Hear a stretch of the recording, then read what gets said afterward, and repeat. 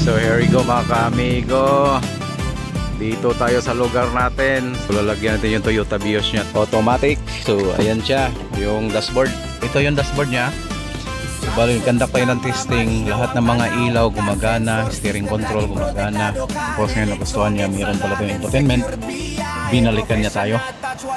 Yun mga ka-amigo, lagyan natin ng Android head unit to. Tapos camera harap likod. Amigo, tinanggal na natin. Ayan. Baka talangan ng 2GB. Ayan mga ka-amigo, bali tanggal na yung ano niya, tornilyo. Kukunin na, dukutin natin.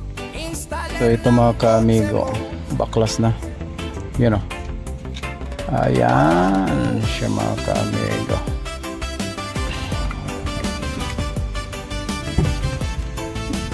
So ayan mga ka-amigo, binaklas natin. So ito na siya. Yan yung mga original stereo niya. So ito mga ka-amigo is plug and play tayo ha. Wala tayong putol-putol sa mga sasakyan kasi ngayon.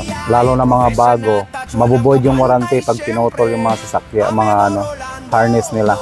So dito is plug and play, makikita nyo. Ayan o. Yan.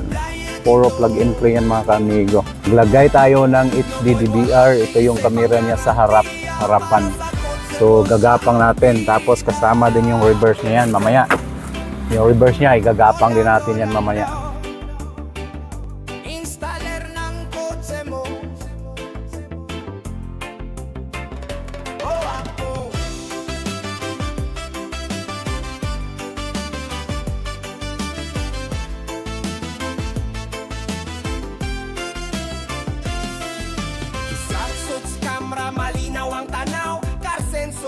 Laging protektado ka, niliksongit sa laren, secure biyahe, professional touch, walang kapantay, syempre, Amigo Rolando.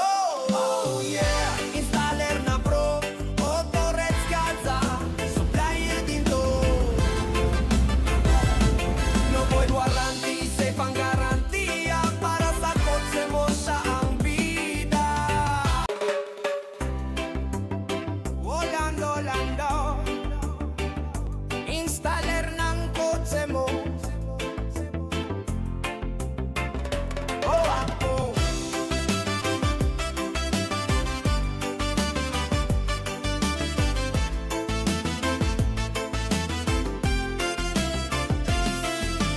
Sarsot camera, malinaw ang tanaw. So dito tayo lulusot mga ka-amigo.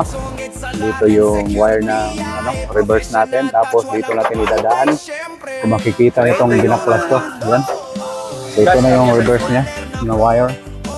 Pupunta na siya dito. Aayusin natin to paglagay.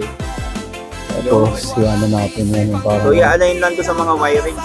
parang wala nangyari. Kung saan naka yung mga wirings. Ito yung Dashcam camera sa likod. reverse camera.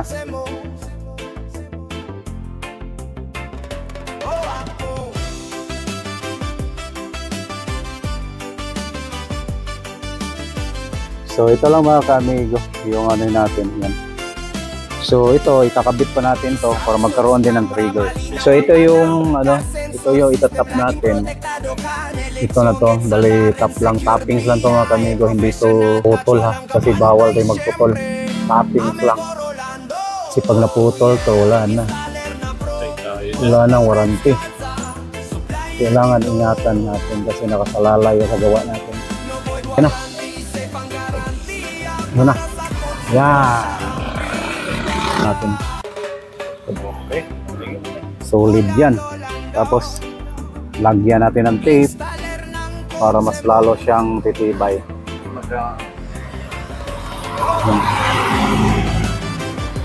Birthday nga pala sa iyo. Next year pa. Maagang pamasko. Handog ng LTO. Order ka ng yung iniinit lang. Meron ako yan. Kaso lang, gagawin natin, maayusin ko na yung bago natin i-fix lahat to, kailangan matesting muna kung gumagana siya.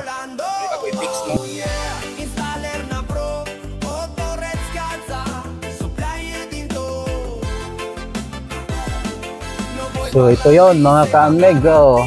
So ito yung pinaka ano niya, power source.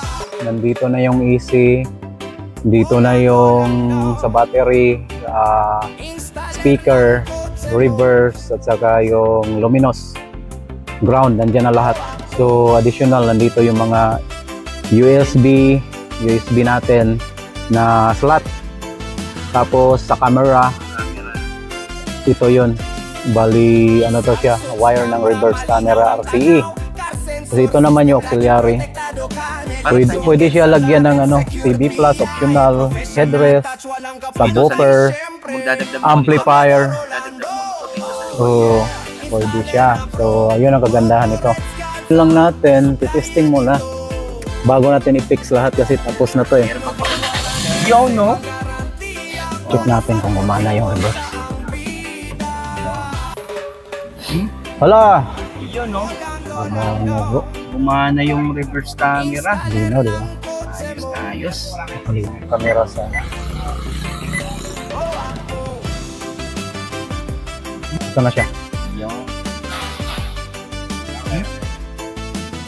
Allow mo lang. yung against the light lang kasi tayo. Umaga ngayon. Meron tong... yung isa lang 24 hours. 24 hours. Punta lang tayo dito, system, date and time. Oh.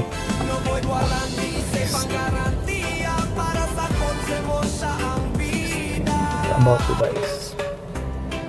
Jo, okay na rin Jo. I-ano na muna natin to, parang may mali sa steering control.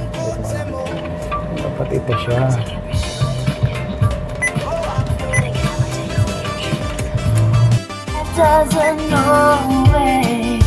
Maganda yung tunog niya. Pwede mo siya i-adjust. Pwede mo cinema. Ganyan. Ito na mga ka-amigo. Natapos na yung gawa natin. So kanina, binaklas natin lahat. Ito, from the original stereo. Then after, nagiging na siyang 10-inch na Android head unit. Ito sir, okay na to dito sir. Wala kang problema. Ang gagawin na lang natin. Sa mga gusto magpakabit ng head unit, dito na kayo kay Rolando Amigo. Solid!